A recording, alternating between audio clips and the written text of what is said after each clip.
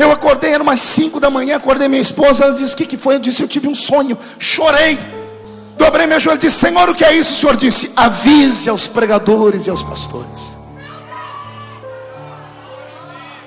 ainda há comida no mercado. A comida é boa, mas ela está contaminada. Ela está cheia de bichos que precisam ser retirados, porque a comida que a igreja deve comer daqui até o arrebatamento da igreja não pode ser normal, tem que ser o melhor já feito em toda a história. Com um gancho nesta visão, eu quero profetizar que vai haver um mover na mente dos pregadores e dos pastores que acreditarem nesta palavra. O meu Deus vai colocar uma espada nova nas mãos deles e uma espada nova na boca deles. E as mensagens que vão fluir a partir de hoje da vida desses homens e mulheres de Deus vai trazer um renovo sobre a igreja. Porque eu não estou pregando para uma igreja, eu estou pregando para a igreja. A igreja que, creio eu, não vai provar a morte.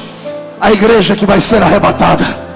Não sei se você tem a mesma fé ou pode comungar da mesma fé que eu. Eu creio que a maioria dos que estão aqui dentro não provarão a morte. Estarão em suas casas, nos seus lares, nos cultos, no trabalho, nas estradas, e ouvirão o toque da trombeta, e acontecerá aquilo que o apóstolo Paulo pregou na carta aos Tessalonicenses, que dada a palavra de ordem, o mesmo Senhor descerá do céu com alarido e voz de arcanjo. Os que morreram em Cristo ressuscitarão primeiro, depois nós, os que ficarmos vivos, seremos transformados e arrebatados seremos, e estaremos para sempre com o Senhor dos ares.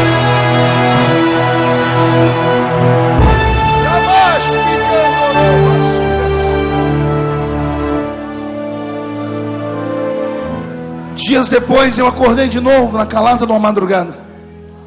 Acordei com uma frase. Uma voz gritava e a frase ecoava. A frase dizia: mortos que andam. Mortos que caminham. E eu sei que nesse momento algum crente com um espírito hilárico, que gosta de tirar sarro, deve estar dizendo assim: o senhor anda assistindo muito televisão, pastor, porque tem um seriado chamado Walking Dead. Aqueles que caminham, que são mortos. Eu nem sabia disso, porque eu anotei quando acordei, fui procurar na internet sobre mortos que caminham, encontrei um seriado. E o seriado fala de zumbis, mas o que Deus falou comigo não são nada sobre esse seriado. O Senhor falou para mim sobre uma igreja. Não é uma igreja de mortos vivos, mas uma igreja que está morta em vida. Uma igreja que não sei se está preparada para ouvir o que eu vou falar aqui nesta noite, mas eu acho que já passei da fase de ter que provar algo para alguém. Se você gostar, amém. Se não gostar, amém também. Se você fizer cara feia para mim, eu vou continuar pregando. Se sorrir, eu prego melhor ainda.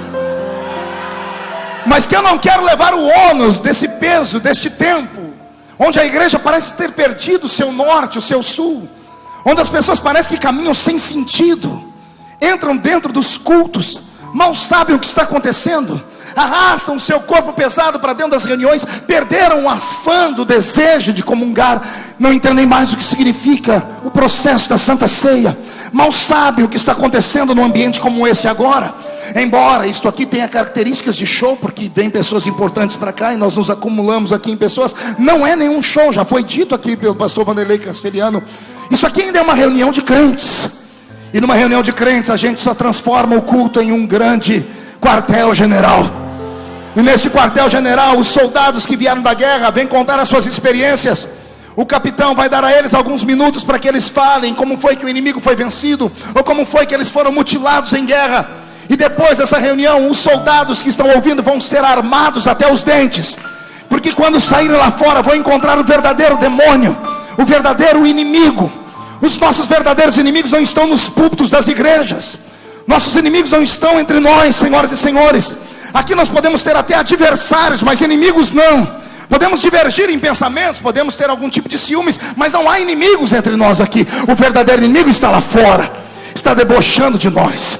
Está debochando de nós porque ele pegou esse presente século e cegou a mente de todos, incluindo alguns que estão no nosso meio. O diabo conseguiu plantar no coração da raça humana a maior de todas as mentiras, a mentira de que ele não existe, a mentira de que o inferno não existe, a mentira de que pecado não separa o homem de Deus, a mentira de que você pode vir de qualquer jeito e permanecer de qualquer jeito, que no final dos tempos, na fritada dos ovos, Deus vai pesar e vai abrir uma brecha para que você entre. Afinal de contas, você carrega o nome do Senhor Jesus. Não! O Senhor Jesus deixou estabelecido na sua palavra alguns parâmetros. Ele não vem buscar uma igreja de qualquer forma. Ele não vem buscar um grupo de pessoas que passam horas depois do culto com uma língua maior do que a minha gravata, do lado de fora do templo, falando mal de quem prega, de quem canta. Não! O meu Senhor não vem buscar uma igreja frívola, vazia, uma igreja que passa a maioria do culto observando as pessoas pela roupa, pela aparência. Não! O meu Senhor não vem buscar um povo que passa horas na frente do espelho, mas não consegue passar minutos ajoelhados na sua presença. Não! O meu Senhor não vem buscar um povo que ao entrar no culto dobra os joelhos e ao invés de orar, ficam batendo papo com os irmãos do lado. Um dia desse eu estava num congresso grande e eu tive que parar minha oração e falar com um irmão que estava à minha esquerda e à direita, porque o daqui estava vendendo carro para aquele que estava daqui, e o daqui perguntava para ele: como é que é a roda? É de liga leve? Eu levantei a cabeça e disse: Senhor, se ele não comprar o carro eu compro, mas dá para a gente parar agora e orar um pouquinho? Se existe uma força que nos põe de pé, não é o grito da música, não é a voz rouca do pregador, não é o sopro ou jogar do seu paletó. O que mantém essa igreja de pé ainda é a oração, ainda é falar com Deus. Eu quero convocar nesta noite, talvez no final desta festa, pelo menos meia dúzia. Eu não preciso de muitos, porque avivamento nunca começa com uma multidão. Avivamento começa com meia dúzia de gente louca, de gente que não está mais satisfeito com as coisas que estão vendo e vivendo. Eu quero convocar nesta noite uma multidão de homens e mulheres que entendem a minha linguagem, que creem que Jesus Cristo pode ressuscitar aquela igreja de antigamente, aquela igreja que trazia sobre nós a alegria de entrarmos lá dentro. Eu vi o pastor Vanderlei contar o testemunho dele, eu fiquei de pé. Não tem como ouvir um testemunho daquele sentado. Que época gloriosa era essa, onde um ímpio entrava na casa de um crente, caminho errado, ouviu lá um cidadão falar coisas que ele não sabia. Não sei se você percebeu, ele nem entregou a vida para Jesus num processo normal. Ninguém fez o apelo para ele. Ele só começou a imitar os crentes, e ao imitar os crentes foi batizado com o Espírito Santo. Meu Deus do céu, eu acho que isso é uma mosca branca, porque hoje em dia, para ter batismo com o Espírito Santo, nós temos que marcar um culto especial, avisar com 2 semanas antes, dizer assim: ó, venha no culto tal, porque Jesus vai batizar com o Espírito Santo. Tem alguma coisa errada, tem alguma coisa fora do eixo, tem alguma coisa esquisita acontecendo. Eu estou pregando para uma igreja que aparentemente é uma igreja meia morta, porque quem não sabe o que é a palavra meia morta, eu te falo nesta noite. Meio morto é estar no estado de coma. Uma pessoa que está em coma, ela não está viva, mas também não está morta. Uma pessoa que está em coma, ela não teve nenhum tipo de derrame, mas os braços dela não funcionam. Ela não foi para um processo de paralisia, mas as pernas não respondem. Ela não teve nenhum tipo de surto psicótico, seus olhos estão abertos, mas ela não enxerga nada. A mente dela não teve uma paralisia total, mas ela consegue captar tudo que ela ouve. A única coisa que uma pessoa que está em coma não consegue fazer é falar. Uma pessoa que está em coma, ela assimila, mas não consegue falar. O inconsciente dela quer reagir, mas o corpo não obedece. Tem uma falha neurológica que ela não consegue controlar o corpo dela. Eu fiz audiências públicas em Brasília sobre o processo da eutanásia. Eu era o relator da eutanásia. A eutanásia é chamada de boa morte. Daí a palavra eutanásia do grego, boa morte. Não existe boa morte.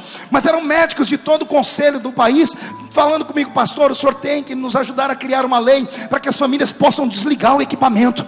A pessoa já teve morte cerebral, tem que deixar a família parar de sofrer e desligar o equipamento dela. Então, antes de aprovar, eu fiz uma audiência pública e eu consegui falar com pessoas que estavam, segundo a medicina, com a mente morta.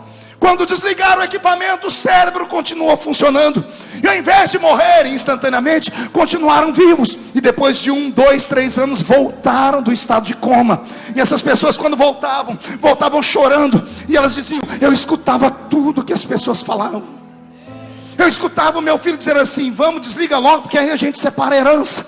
Eu escutava a minha filha dizer assim: tira logo ele daqui, porque aí a gente termina essa luta. Mulheres falando, filhos falando, maridos falando. E então eu comecei a perceber que existe um estado que está entre a vida e a morte, mas não é nem a morte, também não é nem a vida. E isso está acontecendo no nosso meio, meu grande líder e mestre Alderi. Estamos vivendo numa igreja, pastor Bernardino, que está em coma. Ela tem pernas, mas ela não caminha para o evangelismo. Ela tem braços, mas ela não consegue erguer a mão para adorar a Jesus. Ela tem olhos abertos, mas não contempla mais a visão divina. Ela tem boca, mas não consegue mais adorar o nome do Senhor. Ela ouve, mas não esboça a ação. Quantas igrejas falidas, quantos ministérios mortos, quantos crentes que caminham para as suas igrejas, mas não caminham para uma igreja viva. Uma vez eu estava estudando sobre igreja e descobri que existe um tipo de igreja no Brasil que já virou capa de revista na Europa. Eu estava num voo da antiga Varig, que já faliu, e naquelas revistas de bordo tinha uma capa dizendo assim: as obras de arte do Brasil. E eu abri para ver. Estava lá, as maiores obras de arte do Brasil estavam dentro do cemitério. Tinham algumas tumbas de pessoas ricas que eram feitas em mármore, letras garrafais escritas com metal precioso ou semi-precioso. E lá estava dizendo: essa casa fúnebre foi feita pelo fulano de tal, vale tantos milhões. E o nome dessas casas chama-se mausoléu. Mausoléus são igrejas que ficam no cemitério. Eu fui lá na minha cidade, tem famílias ricas, e eu visitei algumas delas só para conhecer melhor, porque uma daquelas que estava naquela revista era na minha cidade, uma família bilionária. E eu fui conhecer o mausoléu. Tinha cara de igreja, capela de igreja, cruz de igreja, tinha um altar lá dentro. A tumba está ali há mais de 50 anos, mas a pedra é tão preciosa, porque ela veio lá da Itália, tudo bem cuidado. As plantas são trocadas todos os dias. As pessoas que estavam mortas lá dentro já estavam mortas há 10, 15 anos, mas tem um empregado para ir lá todo dia trocar aquela flor. O lugar é bonito, é rico e poderoso, mas quando você abre a porta e entra lá dentro, o cheiro da morte.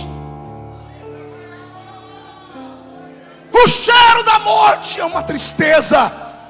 Quantas igrejas estão se tornando mausoléus? São belas, são bonitas, as letras são garrafais, mas quando você entra lá dentro dela, você não sente cheiro de vida, você só sente cheiro de morte. As pessoas parecem que são robôs, são programadas, são ensinadas de maneira completamente equivocada. As pessoas parecem que vivem um evangelho estranho. Eu não consigo compreender como é que uma festa como essa, a festa mais esperada é uma vez por ano, você olha do seu lado, tem alguém com uma cara feia, parecendo que foi batizado num pote de vinagre. Do outro lado tem alguém com a cara feia, pior ainda, o olho está seco, parecendo olho de sapo que morreu no dia de enchente. Segura aí os jargões do velho pregador. A boca está travada, boca de aço, língua de ferro, queixo de concreto. Tem alguma coisa errada. Eu tenho pregado para mortos que caminham, para verdadeiros robôs. Com todo respeito, eu não aguento mais pregar para ciborgues, porque a maioria dos crentes por onde eu tenho caminhado parecem ciborgues. Vocês sabem o que é um ciborgue? É a mistura de um ser humano e um robô. Ele não tem sangue nas veias, ele tem fios elétricos. É como se tivesse um programinha, você aperta a pessoa, ela acorda. Você diz levanta a mão, ela levanta. Abaixa, ela abaixa. Senta, ela senta. Vira para a esquerda, ela vira. Vira para a direita, ela vira. Se finge de morta, ela cai no chão. Não é isso que Jesus Cristo espera de um culto como esse. Eu quero um culto igual da igreja de Corinto. Eu quero um culto onde o pastor seja obrigado a falar no púlpito: calma, todo mundo pode profetizar, só dá espaço, um de cada vez, porque é muito profeta. Eu quero uma igreja viva.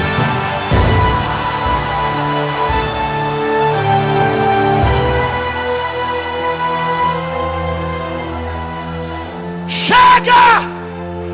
Não é esta a igreja que Jesus vem buscar. Não é uma igreja society. Não é uma igreja queridinha.